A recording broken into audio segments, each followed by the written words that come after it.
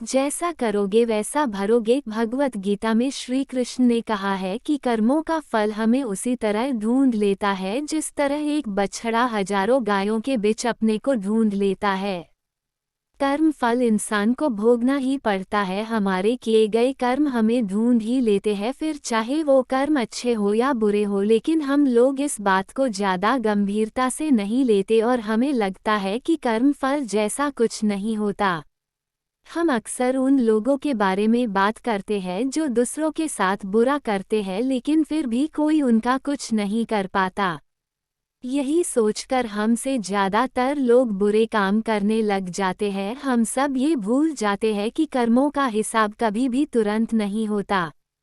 किसी के साथ बुरा करने वाला भले ही आज सुखी हो, लेकिन कभी ना कभी उसे उसके कर्मों का फल भोगना ही पड़ेगा।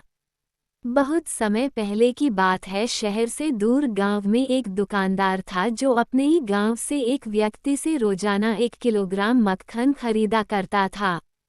वह दुकानदार कई सालों से उस व्यक्ति से मक्खन की खरीदारी कर रहा था। एक दिन उस दुकानदार ने सोचा कि मैं रोज इस व्यक्ति से मक्खन खरीदता हूँ, लेकिन बहुत समय से मैंने इसके मक्खन का वजन तौलकर नहीं देखा।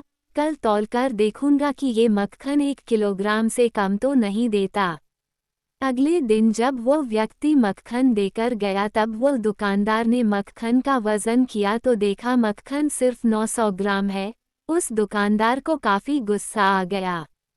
वह दुकानदार गुस्से में गांव के पंचायत के पास गया और उसने उस व्यक्ति की शिकायत कर दी। गांव की पंचायत बैठी और उस व्यक्ति को बताया गया कि तुम पर इस दुकानदार ने धोखा देने का आरोप लगाया है।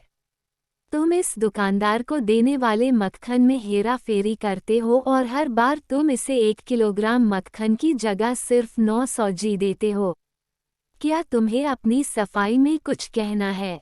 वो व्यक्ति बोला, सरपंच जी, मैं तो एक गरीब आदमी हूँ, मेरे पास वजन तौलने के लिए सही माप नहीं है। मैं रोज इस दुकानदार से अपने लिए 1 किलो गेहूँ खरीदता हूँ और अगले दिन उसी गेहूँ को तराजू के एक तरफ रखकर इस दुकानदार के लिए मक्खन तौलता हूँ।